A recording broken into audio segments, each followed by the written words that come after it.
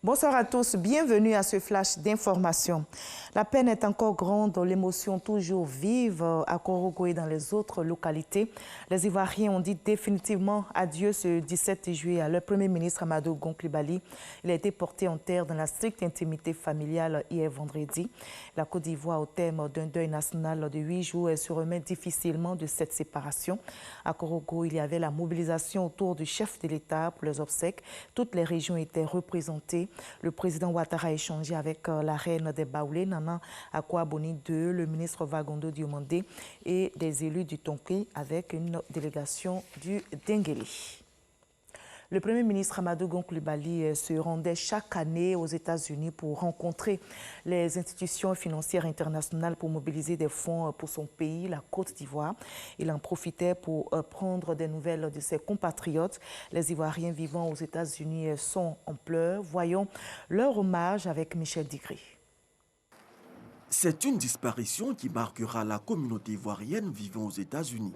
Elle qui avait de très bons rapports avec Amadou Gon Coulibaly, qui les rencontrait à chacune de ses missions auprès des institutions financières aux États-Unis. Cette cérémonie de prière pour le repos de l'âme du Premier ministre a réuni des guides religieux, le personnel de la mission permanente, les agents du service de promotion économique et du consulat général à New York, ainsi que des associations politiques. La jeunesse RHDP USA vous portera à jamais dans son cœur.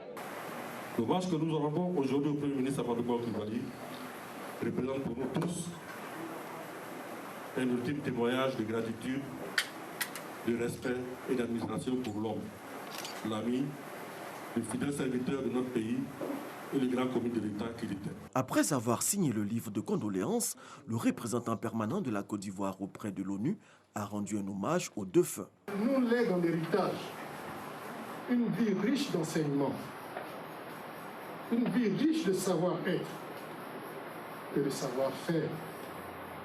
Il nous lègue un vécu professionnel fait de générosité, en même temps que d'abnégation au travail, de rigueur et d'efficacité dans la discrétion.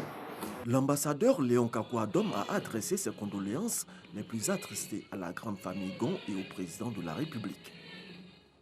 Un autre deuil frappe notre pays. La Côte d'Ivoire vient de perdre l'un de ses évêques émérites dans la personne de Monseigneur Pierre-Marie Coty, évêque émérite de Daloa. Qui était Pierre-Marie Coty? Quel a été son parcours sacerdotal et épiscopal? Nous en saurons davantage dans l'édition de 20h ce soir. Les autorités maliennes solidaires de notre pays dans le deuil qui la frappe s'attellent à dissiper la crise en cours dans leur pays. L'opposition et la mission de la CEDEAO se sont retrouvées pour la 4e fois pour tenter de trouver un compromis. Les experts de l'institution sous-régionale ont proposé à l'opposition notamment de faire partie d'un gouvernement d'union nationale qui engagera les réformes politiques et les poursuites contre les auteurs des civils tués lors des manifestations. Mais le M5, mouvement du 5 juin, rejette cette proposition de la CEDEAO. Aux États-Unis, l'icône du mouvement des droits civiques, John Lewis, est décédé hier vendredi d'un cancer du pancréas à l'âge de 80 ans. Celui qui s'est battu pendant de nombreuses années pour la justice sociale et contre le racisme était aussi un fervent opposant à Donald Trump. À Washington, c'est lui qui s'adressa à la foule juste avant le célèbre discours « I Have a Dream » de Martin Luther King. À l'époque, il avait 20 ans. Battu par la police, arrêté à plusieurs reprises pour son combat pour les droits civiques, John Lewis faisait partie des derniers survivants du cercle rapproché de Luther King. Et nous sommes samedi et nous aurons la page culture. Nous parlerons justement des œuvres d'Amadou Gon Coulibaly, AGC, le technocrate. Notre Premier ministre décédé était un homme de culture, très ancré dans la tradition. Il était attaché aux valeurs de la coutume du peuple Senufo. Il a contribué au rayonnement de la culture du Poro et des autres régions.